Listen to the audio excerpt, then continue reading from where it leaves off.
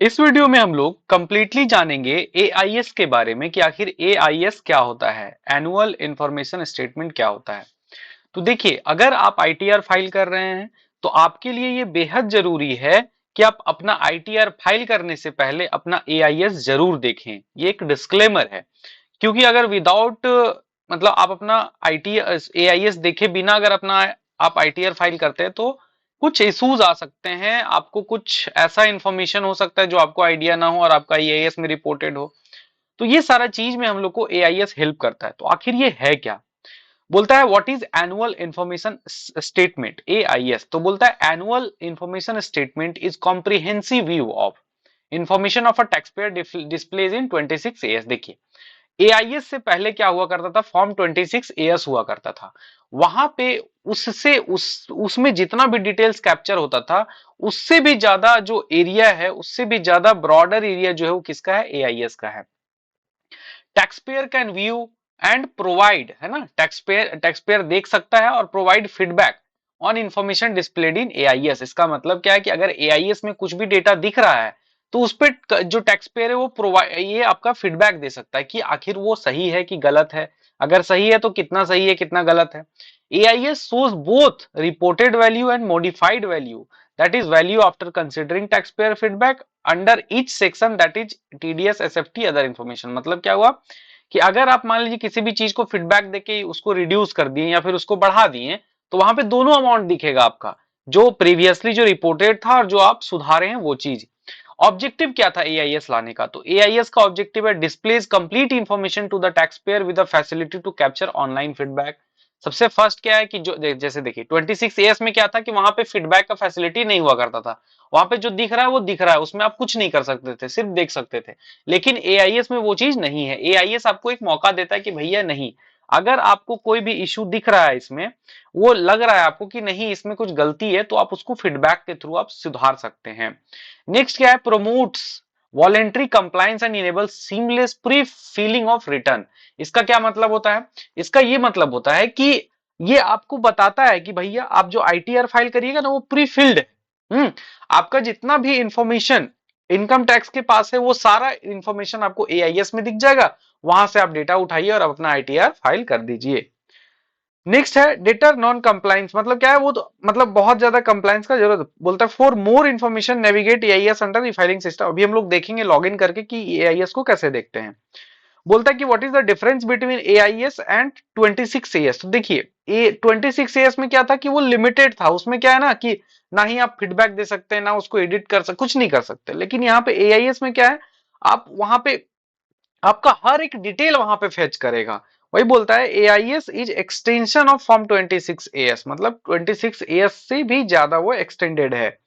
Form 26 AS displays details of property purchase, high value investment, TDS transaction carried out during the financial year. जबकि additionally AIS additionally include saving account interest, dividend, rent received. मतलब कि AIS में क्या दिखता था, AIS में दिखता था जो हाई वैल्यू ट्रांजैक्शन होता था, TDS, TCS, investment, purchase of property, ये सारा चीज दिखता था। लेकिन एआईएस में आपका क्या है, सेविंग अकाउंट का इंटरेस्ट होगा वो भी दिखेगा, डिविडेंड भी दिखेगा, रेंट रिसीव्ड भी दिखेगा, purchase and sale of transaction of securities, immovable property, अगर आप शेयर खरीदे हैं, अगर आप म्यूचुअल फंड में इन्वेस्ट किए तो वो सारा चीज भी यहाँ पे दिखेगा। फॉरेन रेमिटेंसेस, मतलब आप अगर फॉरेन रेमिटेंस का मतलब होता है कि अगर आप बाहर कोई भी पैसा भेजें तो वो सारा चीज यहाँ पे, interest on deposit, GST, turnover, ये सारा चीज आपको 20 एआईएस में दिखेगा।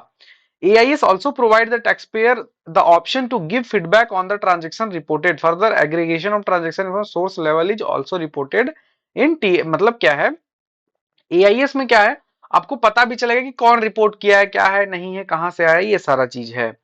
बोलता है हम लोग देखेंगे कैसे, तो अभी हम लोग लॉगिन करके देखेंगे। नेक्स्ट क्वेश्चन है कि इसका कंपोनेंट क्या होता है ना, कि एआईएस में क्या क्या दिखता है। तो देखिए एआईएस में बेसिकली दो पार्ट होता है, पार्ट ए होता है, पार्ट बी होता है।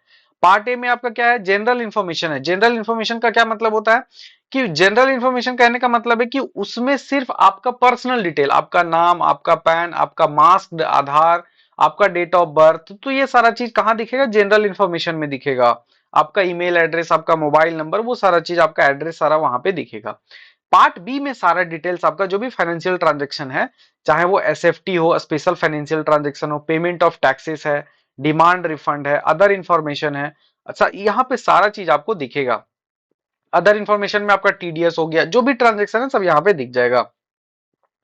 नेक्स्ट बोलता है कि what does general information part contains under AIS. बोलता है जनरल इंफॉर्मेशन में क्या रहता है, तो सिंपल सा बात है, ऊपर भी हम लोग देख लीजिए, जनरल इंफॉर्मेशन में आपका नाम रहता है, आपका पैन रहता है, आपका आधार रहता है, आपका डेट ऑफ बर्थ रहता है ना। इनकॉर्पोरेशन अगर है तो उस केस में वो चीज रहता है, तो ये सारा डिटेल्स वहां पे आपको देखने को मिलेगा। बोलता क्या है कि क्या हम लोग can I track the activity of AIS, तो इसका क्या मतलब है कि इसको हम लोग ट्रैक कर सकते हैं, कितना बार लॉगिन किए, कितना बार वहां से एआईएस डाउनलोड किए, कब किए, नहीं किए, ये सारा चीज हम लोग वहां पे देख सकते हैं। What does taxpayer information summary TIS contains under AIS. Simple सा बात है, टीआईएस क्या है, ये जो पार्ट भी है ना उसको टीआईएस बोला जाता है। सिंपल सा बात है, तो you will be shown various details, ठीक है, information category, value purchase of, value processed by system, value accepted by tax payer. Further क्या दिखेगा, part through which information received, information described, information sources, amount description, amount reported by source. मतलब सारा चीज वहां पे आपको डिटेल्ड वर्जन में देखने को मिलेगा। फिर बोलता है in what all forms can I download AIS, तो एआईएस आप क्या पीडीएफ में भी डाउनलोड कर सकते हैं, एआईएस आप जेएसएन में भी डाउनलोड कर सकते हो, और सीएसवी फाइल में भी डाउनलोड कर सकते हैं।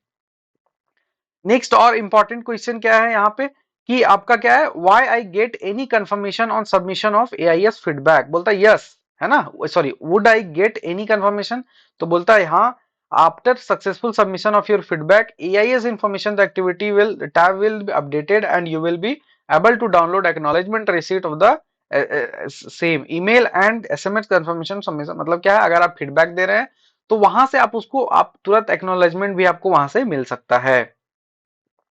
Is there any time limit, is there any limit for feedback, मतलब क्या है कि एआईएस में हम कितना बार चेंज कर सकते हैं, कितना बार हम फीडबैक दे सकते हैं, चेंज करने का मतलब फीडबैक कितना बार दे सकते हैं। तो बोलता है currently there is no time, no limit on the number of times you can modify previously given feedbacks. तो ये सारा चीज यहाँ पे है।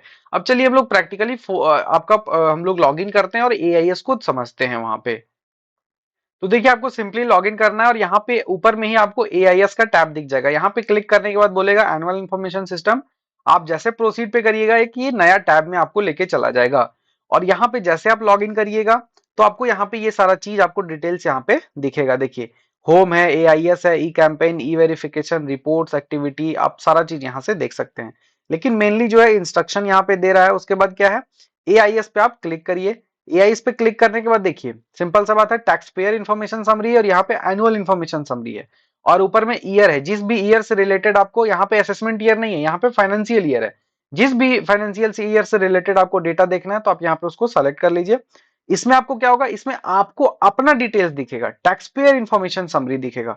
जैसे यहाँ पे आपका पैन नंबर दिख रहा है, आधार दिख रहा है, नाम दिख रहा है, डेट ऑफ बर्थ दिख रहा है ना, तो ये सारा चीज है। नेक्स्ट आपको क्या है, यहाँ पे देखिए टैक्स पेयर इन्फॉर्मेशन क्या है कि सैलरी कितना है, डिविडेंड कितना है, इंटरेस्ट फ्रॉम सेविंग बैंक क्या है। तो ये आपका पर्सनल टैक्स पेयर का डिटेल दिख रहा है। अब उसको अगर डिटेल्ड में और देखना है तो आप यहाँ पे एनुअल इन्फॉर्मेशन स्टेटमेंट में आ जाइए। यहाँ पे आने के बाद देखिए पार्ट ए जनरल इन्फॉर्मेशन है और पार्ट बी क्या है, आपका पूरा ये सारा डिटेल्स है। तो टीडीएस टीसीएस का जो भी इन्फॉर्मेशन है वो यहाँ पे आपको दिख जाएगा। जैसे देखिए ये क्या है, डिविडेंड के केस में सारा चीज दिखेगा, कहाँ से आया है, कब आया है, कैसे आया है। एसएफटी ट्रांजेक्शन होता है, स्पेशल फाइनेंशियल ट्रांजेक्शन, अगर आप कुछ किए हैं तो वो यहाँ पे बैंक जो रिपोर्ट करेगा वो यहाँ पे दिखेगा। नेक्स्ट है आपका पेमेंट ऑफ टैक्सेस है, ठीक है, आप कोई भी टैक्स पेमेंट किए हैं तो पेमेंट ऑफ टैक्सेस में दिखेगा। डिमांड एंड रिफंड है तो वो यहाँ पे दिखेगा। और भी अगर उसके अलावा कोई भी इंफॉर्मेशन है तो आपको यहाँ पे सारा चीज दिखेगा। तो इस तरीके से आप जाके अपना जो है 26 सॉरी आप अपना एआईएस देख सकते हैं। और यहाँ देखने के बाद जो डिटेल्स यहाँ पे इनकम टैक्स डिपार्टमेंट के पास है उसको देखने के बाद ही अपना आईटीआर फाइल करें, बिना इसको देखे आप अपना आईटीआर फाइल नहीं करें। क्या हो सकता है, हो ये सकता है कि अगर मान लीजिए आप अपना आईटीआर में आप गए और सैलरी कम रिपोर्ट कर दिए और एआईएस में ज्यादा है, तो उस केस में क्या होगा, उस केस में नोटिस आ सकता है ना। तो ये सारा चीज आपको ध्यान रखना होता है आईटीआर फाइल करने से पहले। Thank you.